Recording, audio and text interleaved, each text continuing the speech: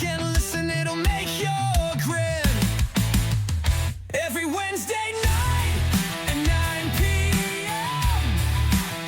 Central Standard Time. Yeah, yeah.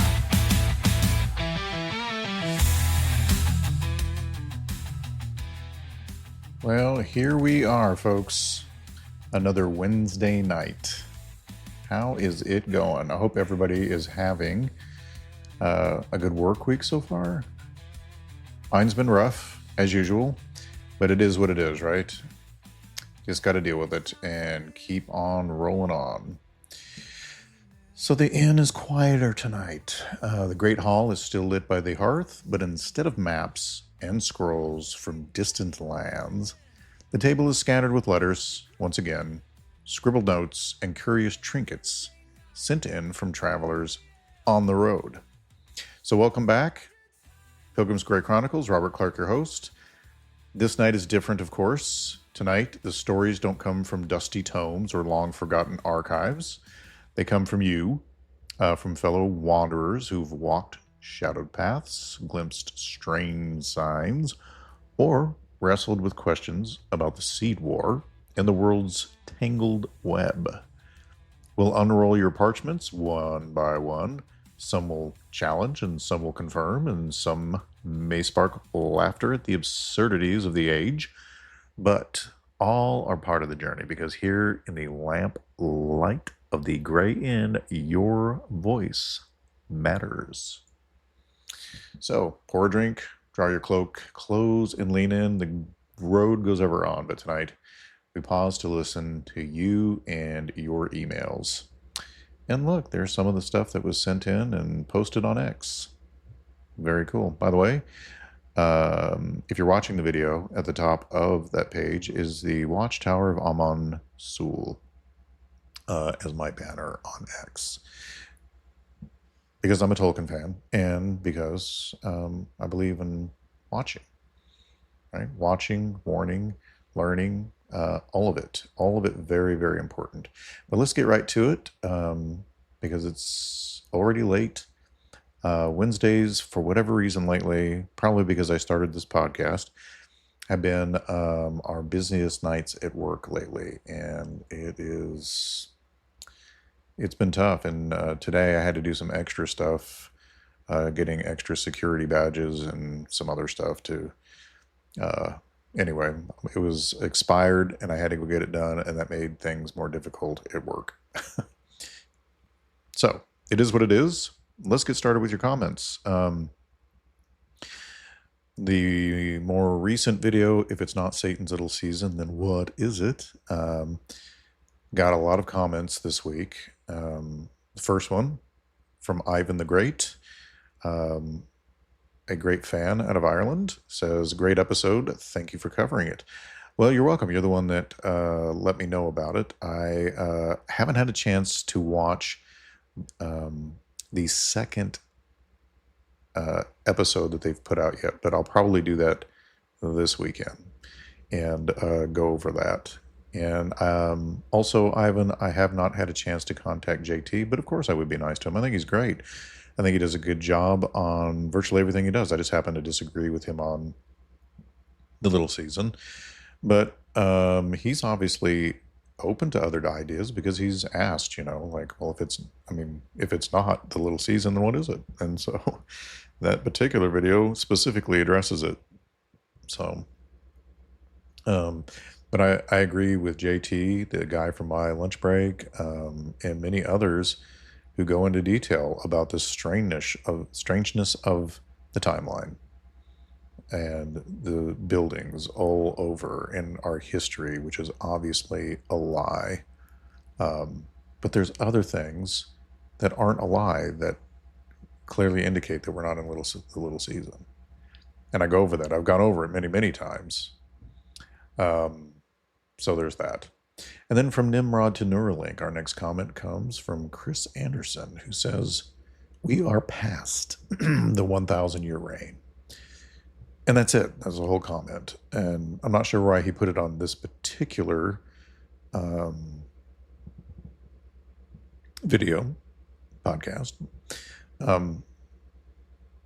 And so I just simply asked, what makes you feel or think that we've already passed the 1,000 year reign?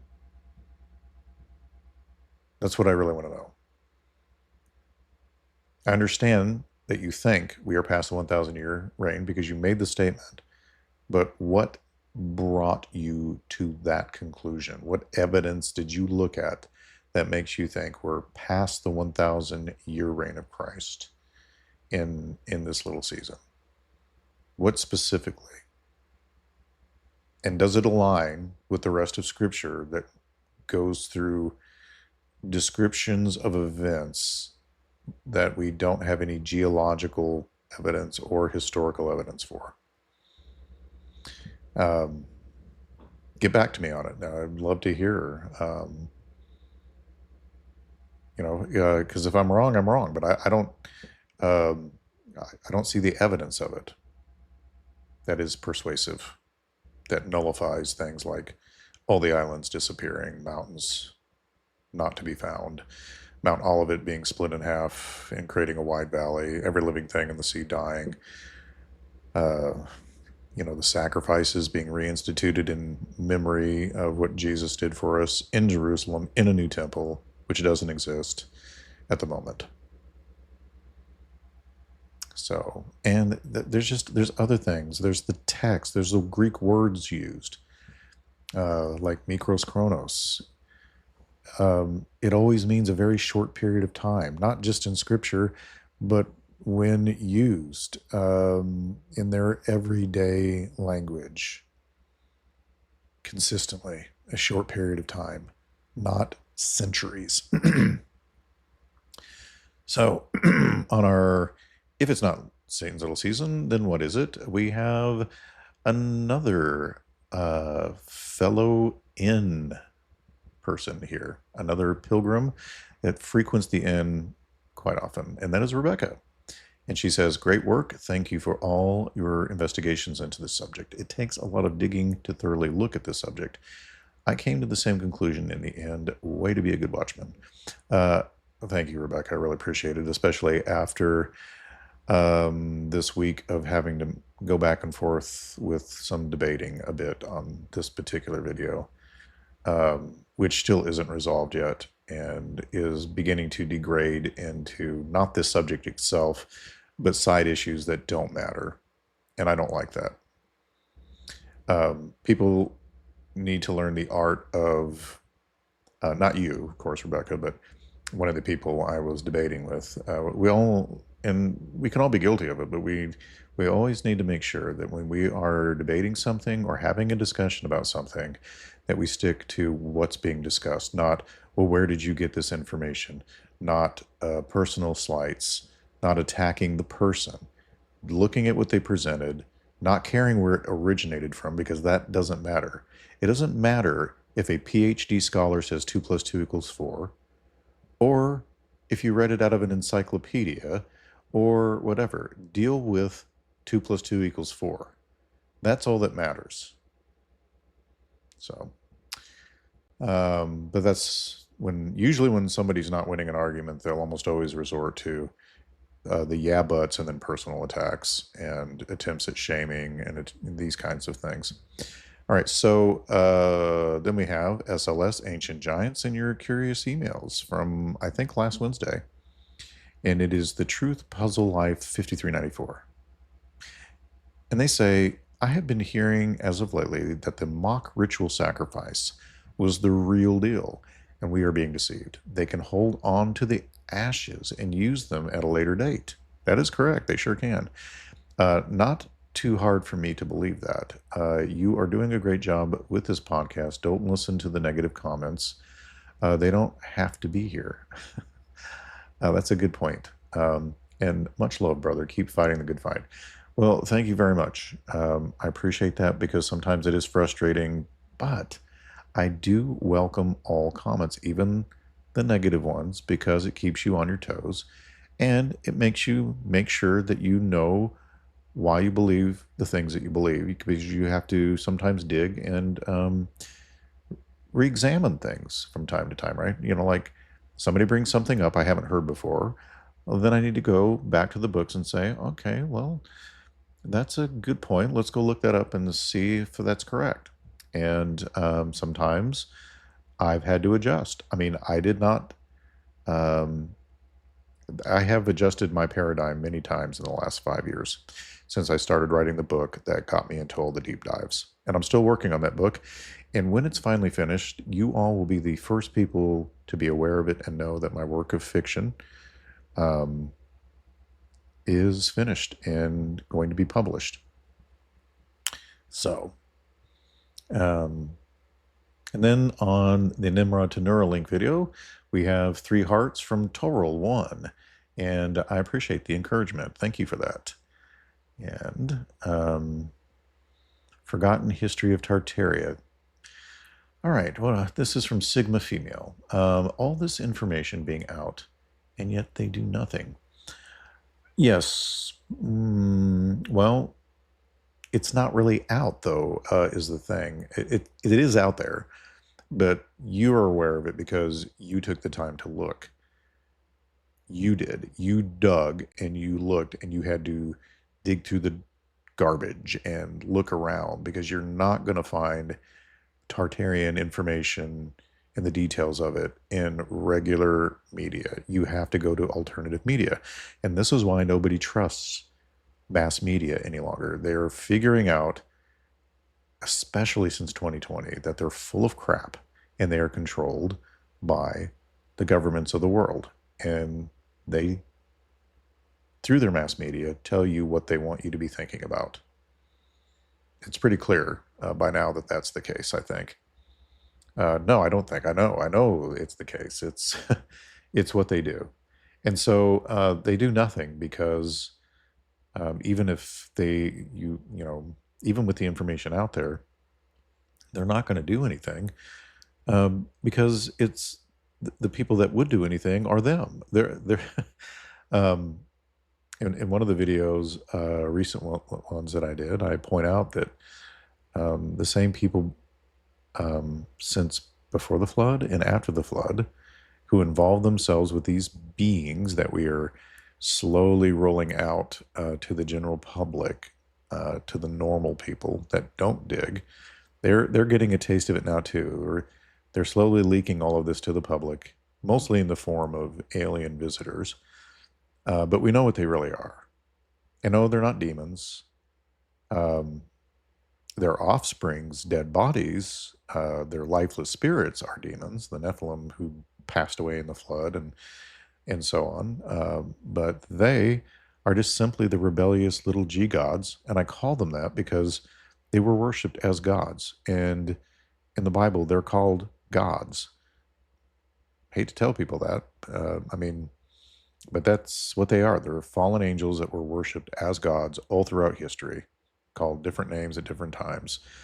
You know, from Baphomet to Baal to Marduk to Gilgamesh to Hercules to Zeus, all fallen angels. And they mate with us from time to time. But I think they have found post-flood that the Lord has restrained their lawlessness. So it's not as easy for them to reproduce with humans now. Either nothing happens, and I think that's part of the abduction world, right? They're so interested in our reproductive organs when they abduct. And I think it's because they're trying to figure out how to rework what they did before the flood or thereafter, because their children either don't live or they're diminutive because of their bloodline being diluted over these centuries. But I believe they're still among us as tares growing among the wheat.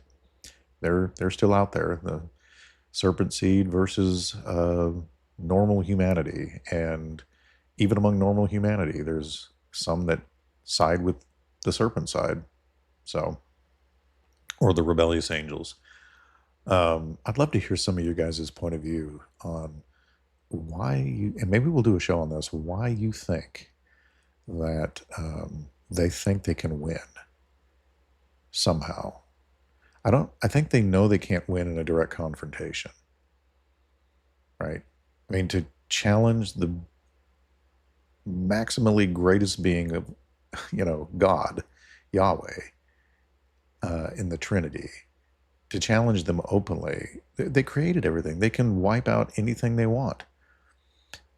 But they also know that he is a Lord of rules and he won't break his own rules.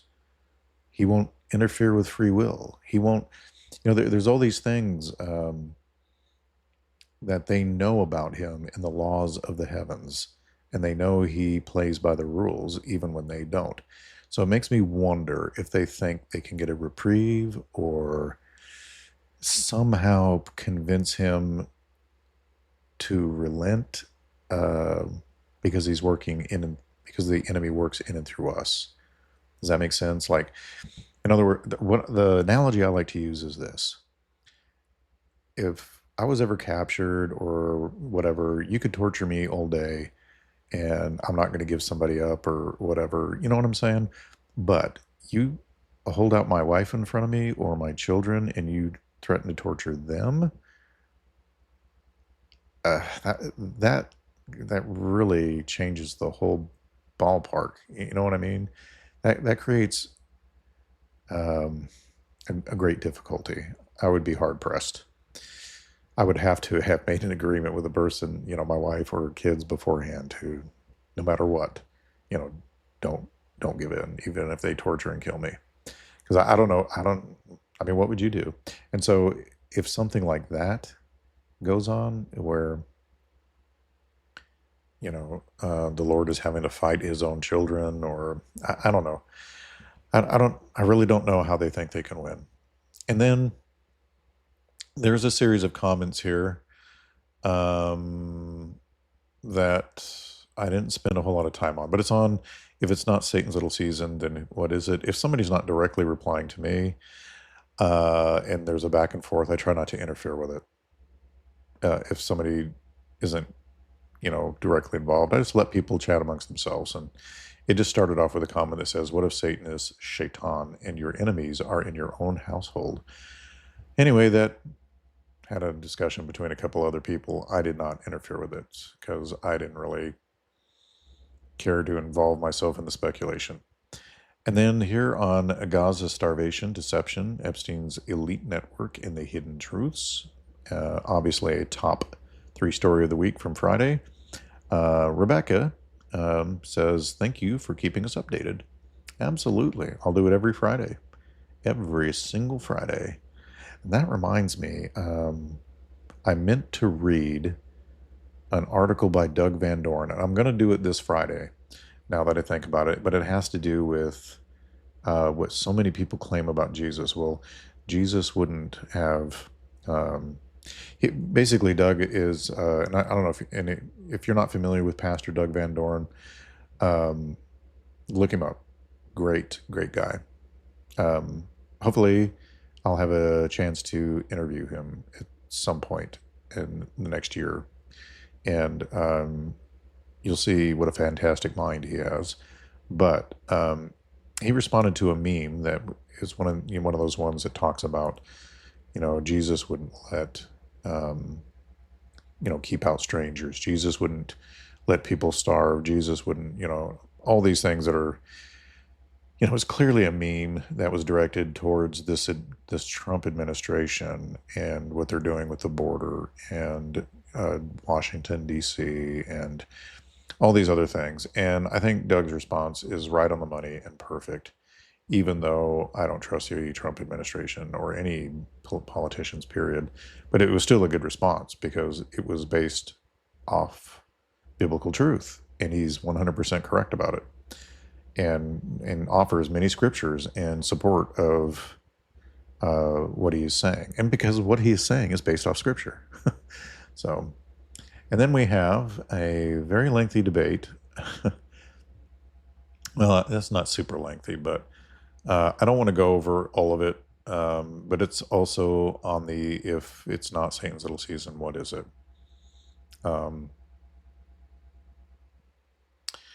The first comment was started by Lavender Lady, 1964. So she's right about my age, because I was born in 68, so she's 4 years my senior. But she says 1776 began the little season. Please read the Bible as to Jesus speaking to those people back then. Those churches are all destroyed. Now, I know what she means. Um, somebody responded to her by saying, smoke less grass and learn what a coherent idea is. I don't like responding like that. I get that some people do that. I would rather have an honest discussion about it. And my response was fairly lengthy, so I'll just give my first response.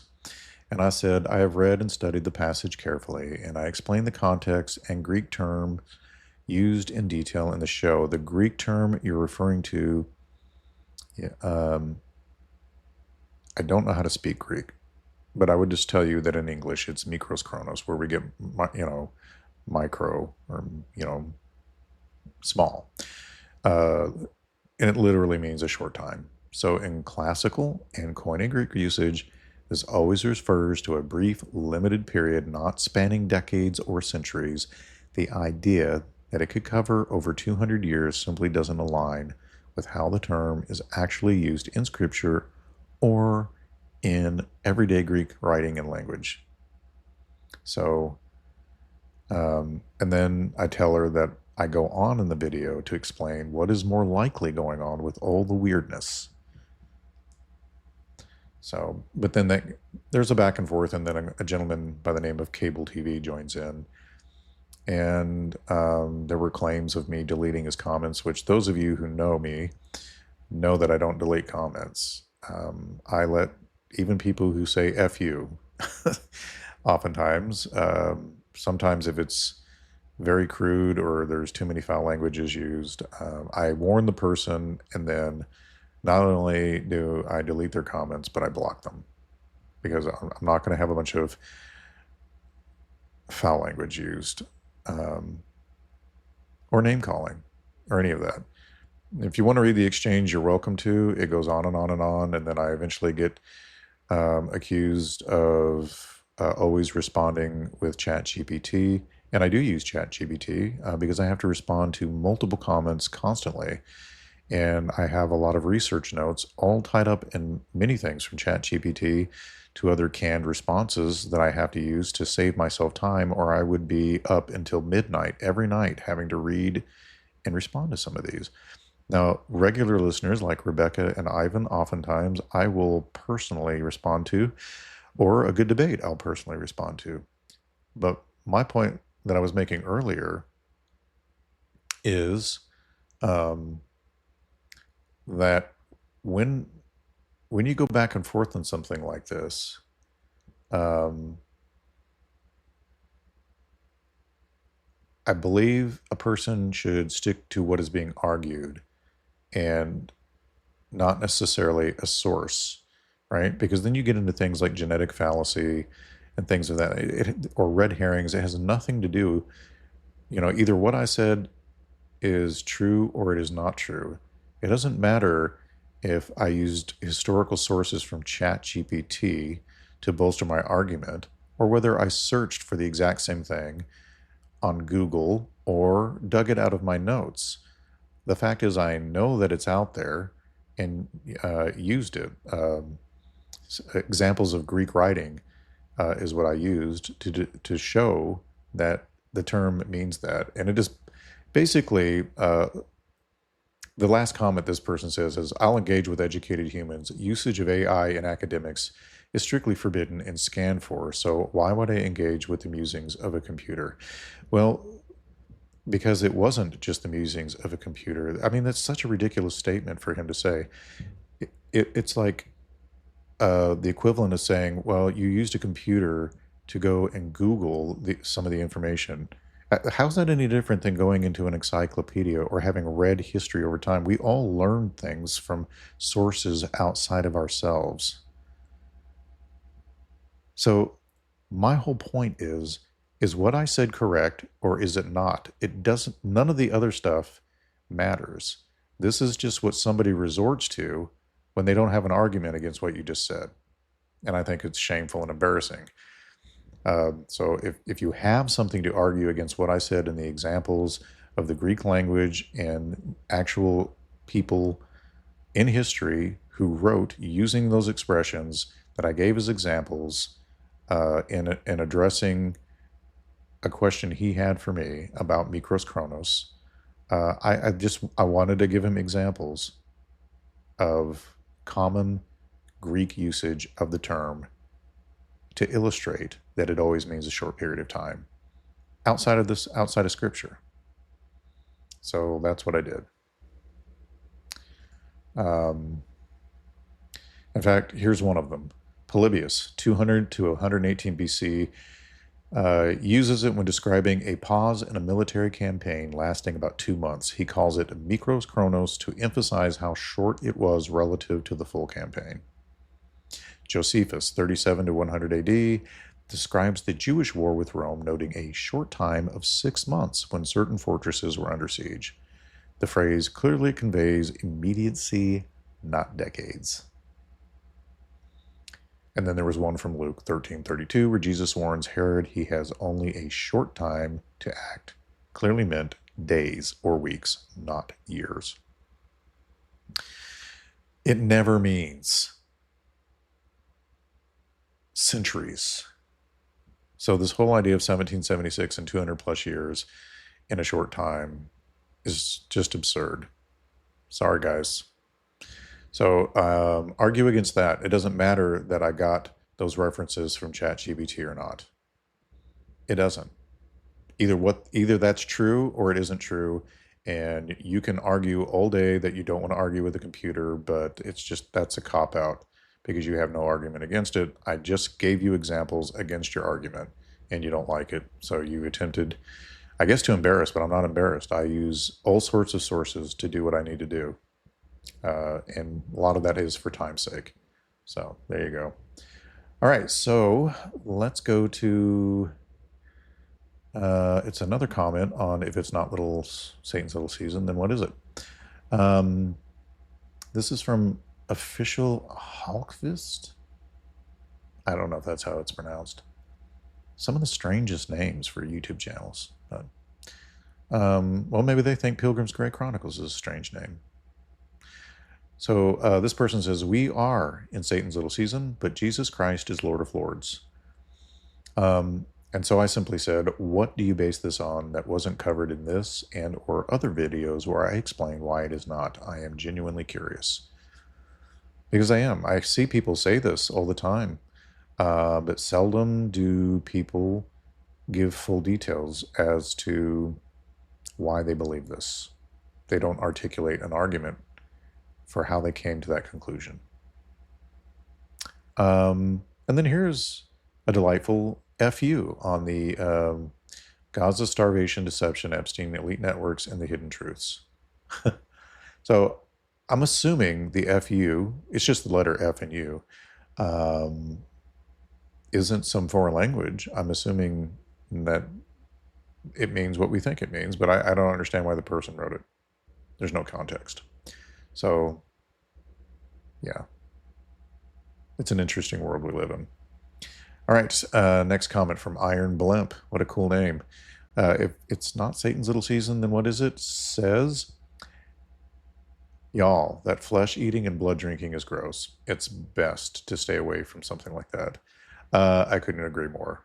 I don't remember bringing that up in the Satan's little season, then what is it? But I'm sure I probably did. And if I did, it was probably in regards to the Grigori or little G gods and how they need the life force that is in our blood because they no longer have a source of energy because they left their first estate. And it could be, this is just educated speculating because we have accounts of vampirism and flesh eating, and Enoch describes how they wound up beginning to devour us once they consumed all of our resources. They began to eat us and one another. And I do think that our blood has a life force within it that they require for certain things, either to stay alive or to engage in certain actions blood is required. That's why many rituals they engage in require blood sacrifice, and usually of children or innocents, like virgins and so on. That's why you read about these in history. It's not like they just made up fictional stories. You know, there's a reason all cultures talk about this all throughout history. It's because the same beings have been amongst us all throughout history. And that is my point about the little season thing. You're not looking at the millennial kingdom and things of that nature. You're looking at a bunch of little g god angels that rebelled, and they wanted to be worshipped. That's why you have all these angels all over the architecture. But in connection with all the angels, you also have hideous gargoyles, sexual perversion in the architecture, all these occult numbers and things that are involved in it as well. And they've always been among us, trying to give us lost or forbidden or hidden technology in exchange for what they want.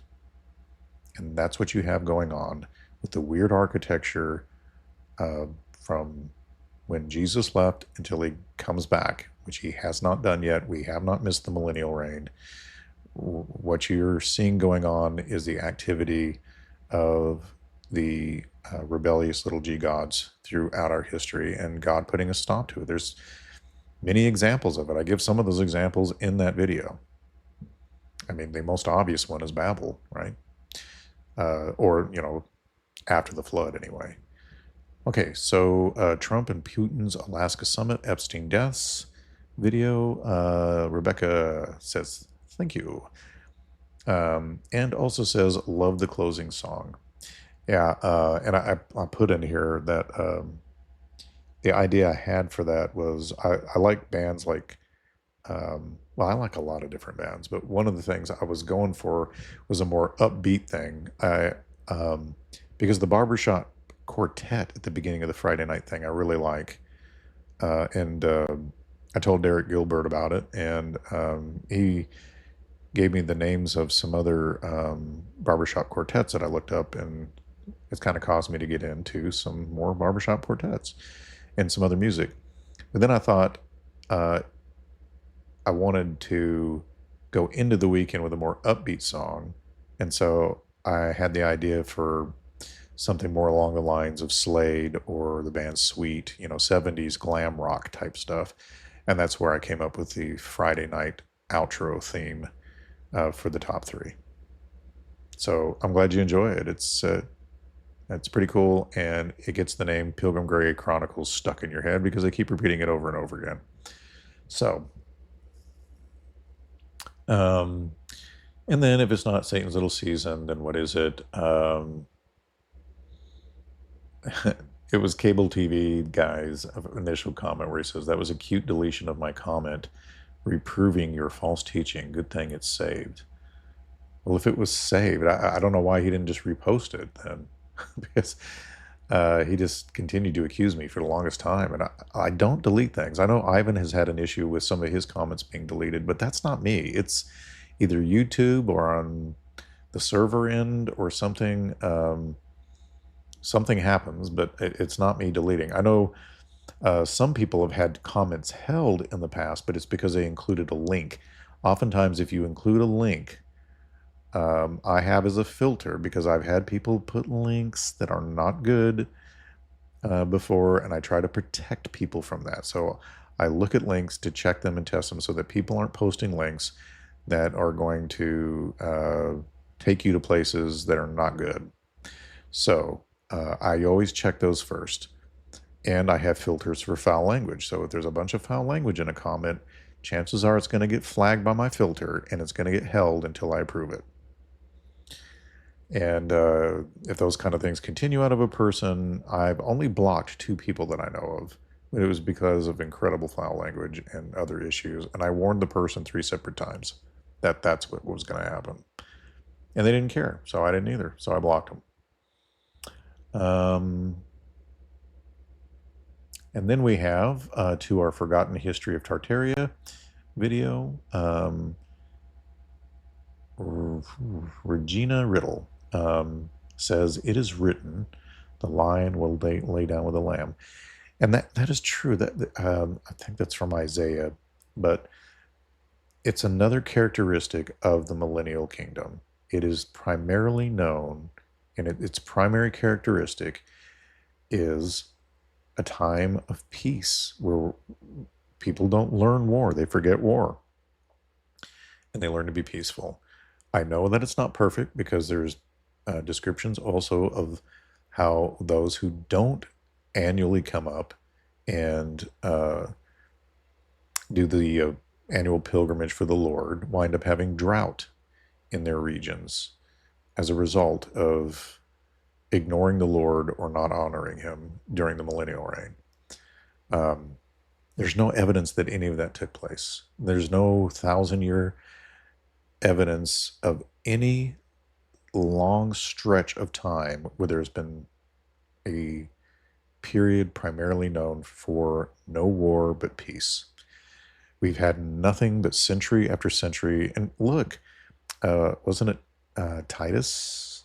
Was that his name, Titus? Who conquered in AD 70 or took over afterwards? Like I point out in the video, that means Jesus did not win the war, right? I mean, if Rome still ruled after AD 70, and then we had the rise of Islam in the 600s, when did this 1,000-year reign take place then? We've had nothing but bloodshed and war in most of the known world ever since. No time of peace that I'm aware of. Not to mention all the geographical things I've mentioned over and over and over again. So at that point, the best argument that you would have, since you can't prove it geographically with the things that I've described that, or well, I don't describe it, Scripture describes, these massive events, I just don't see the evidence of it anywhere.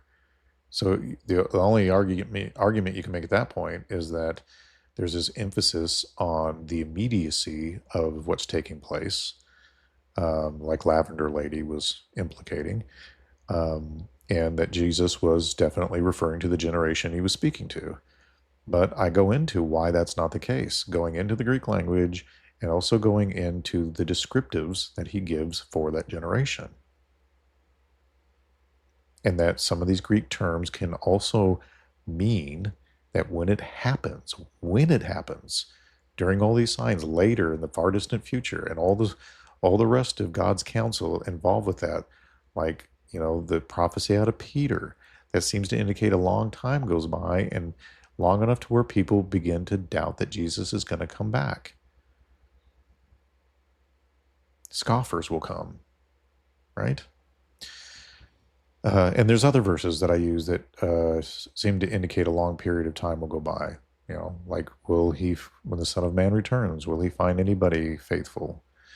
There's a lot there when you take in the full counsel. All right, so we have on our most recent video, the Illuminati, CFR, and Myron Fagan. And I've got one more in that series that we still have left to do on the Council of 300 and the Nine and the Black Nobility. But I may save that for a bit, just like I saved this one, because, golly, 30 pages of notes. I'm sorry that was a 2-hour show, but it's really hard to narrow some of this stuff down. And so... Rebecca says, wow, such a comprehensive overview of our world takeover. Where would we be if Yeshua, or Yahusha, had come into this world and brought his beautiful light, giving us the gift of the Spirit of truth, which, he promised, would lead us into all truths? We above all people are truly blessed, but where much is given, much is expected. I pray his Spirit fall upon his people with great power in these latter days, that his light will overcome the darkness. Yes, it's very needed. And by the way, we are the mystery, right? And that mystery is a time where the Holy Spirit, or God's Spirit, the third person of the Trinity, would personally dwell in us like a temple. Back then, they did not have that. They had his presence in the temple and things of that nature, or guiding certain people. But all believers in this mysterious age of the church are indwelt by the Holy Spirit. And that is miraculous, and that is special and mysterious and wonderful, and we're privileged to be a part of it. Such a time as this, right? And and then Ivan and Rebecca have a discussion about the name of Yahusha. Anyway, so Rebecca closes it off by saying that's the name Jesus' mother named him. It's the Hebrew name for him. I love it because as you study Hebrew, you find each letter has a meaning. As put the means of each letter of his name into a sentence, it says, the hand reveals the nail. Behold, it's amazing. That's why I love using the Hebrew names. That's cool. I mean, I first ever heard of Jesus just by the name Jesus from my grandparents, Catholic nuns, who taught me Luke chapter 2 and the nativity scene as a child. And I've just never forgotten it. But there's power in his name in English and Hebrew, and it's a wonderful thing. The enemy trembles at it because they know he's Lord. And one day they will bow and acknowledge it. Every living thing will. In the earth, under the earth, on the earth, you name it. And that's a wonderful thing. All right, well, that is all the comments. I have a few things sent in to me here that I wanted to show you. Here's one of them right here. I thought this was funny and an interesting idea. But anyway, give it a listen. To deport all of the illegals, what they should do is they should offer them a deal where if they hunt down 5 child predators, then they can get their papers, right? And then we call the program Alien versus Predator. Yeah. I'll play that one more time so you can hear it. Rather than deport all of the illegals, what they should do is they should offer them a deal where if they hunt down 5 child predators, then they can get their papers, right? And then we call the program Alien versus Predator. Okay. So, I mean, it's obviously just meant to be a joke, but, it's not such a terrible idea, is it? Anyway, I thought it was kind of amusing. Gotta have some humor, right? This is a tough world, so we need to laugh. All right, and then this one here. This is from Jay Anderson, who I follow on X. I don't know that he's a Christian person. I think his mind may not necessarily be made up yet. I'm not sure. I've never asked him and I've never spoken to him. I'd love to have him on the show, but I'm just a small fish in a very large ocean, and he may be above my pay grade. But I do like many of the things he posts, and this is one, I'll just read what he says here. He says that the claim that the Yonaguni Monument is a natural rock formation is ridiculous, but that is how the Japanese government labeled it, and there is no official interest in the site whatsoever. Does this look natural to you? Absolutely not. It doesn't. It looks like, and I've seen better pictures than this, but it looks like a colossal structure of architecture under the water. So you have the diver here and what looks to be walls or steps. And then here's more. Right? It looks like building structure, like it was actually much bigger and got destroyed somehow. Here's some more.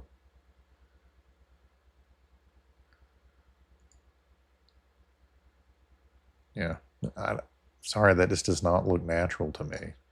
I mean, I'm not a geological expert either, so, but I do know this, that these kinds of structures and things everywhere, I'll let you see a closer look at it here for you folks who are on your things watching the video. You can get a better idea.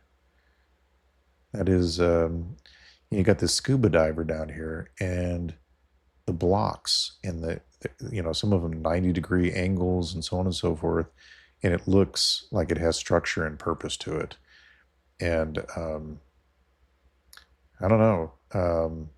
The thing is if it's man-made, it debunks historical timelines, and that, like Jay says, is why it's probably being ignored. Just like, we find all these things here, they tell us it's a hill, and then further investigation finds out, oh, guess what? It's not just a hill. There's a pyramid under here, or this, or, and we find things like that out all the time. It's pretty crazy, isn't it? All right. And then we have this from Derek Olson, who I would love to have on the show. I think he's brilliant. And I think this one has music to it. Let's see. Yep.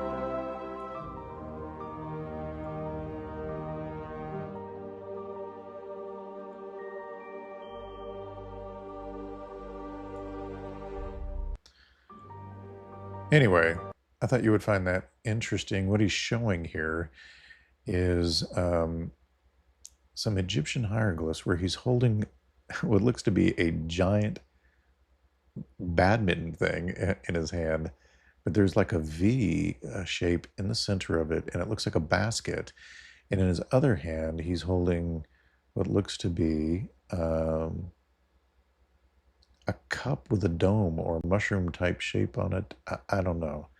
I wish you all who can't see this could look at it and give your opinions on it. One of these days, I want to sit down and just look at a bunch of these and see if I can figure it out, because that's really bizarre, whatever that is.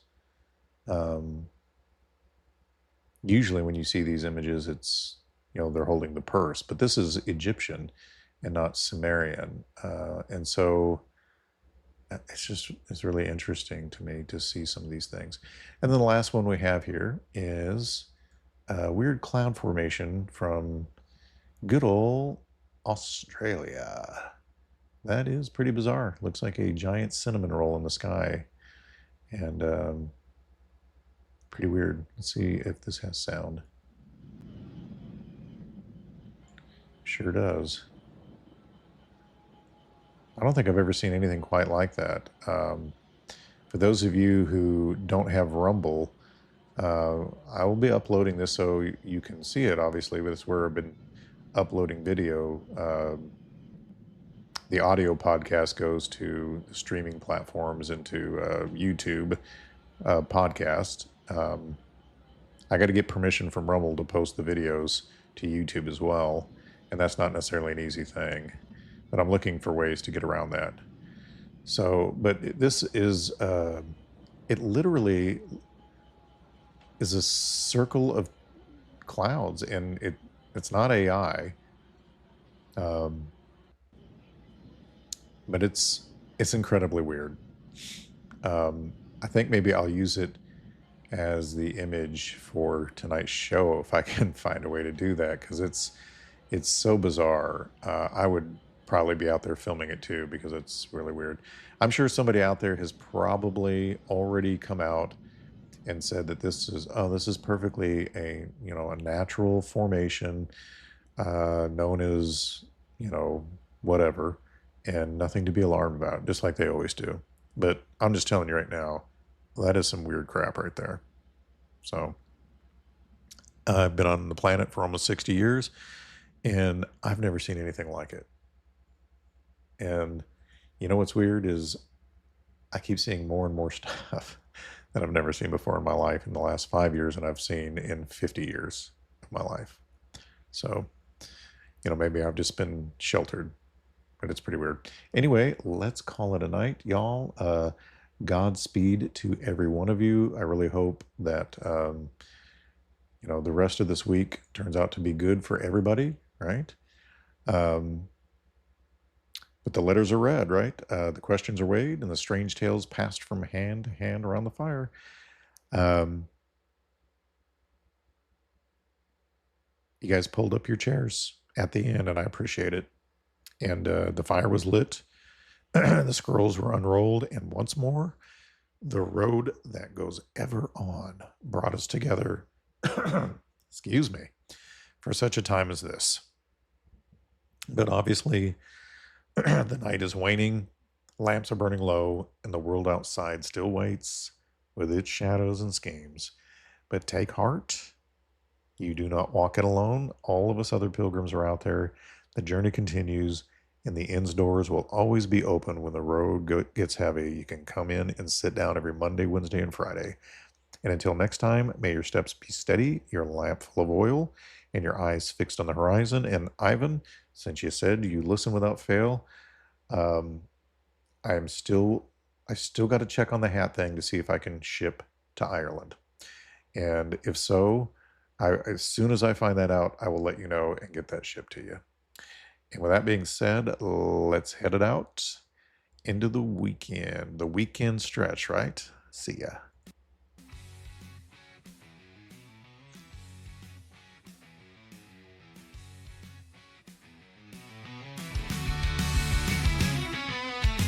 It's time for listener emails, comments, and stuff they send in. So kick back and listen, it'll make you grin. Every Wednesday night at 9 p.m. Central Standard Time, yeah.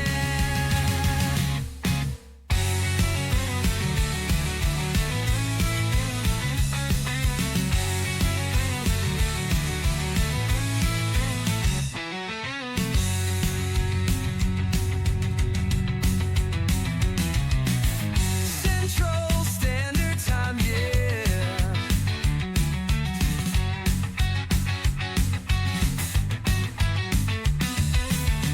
Central Standard Time, yeah.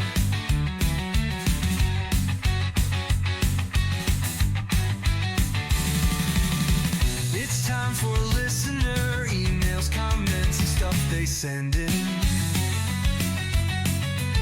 So kick back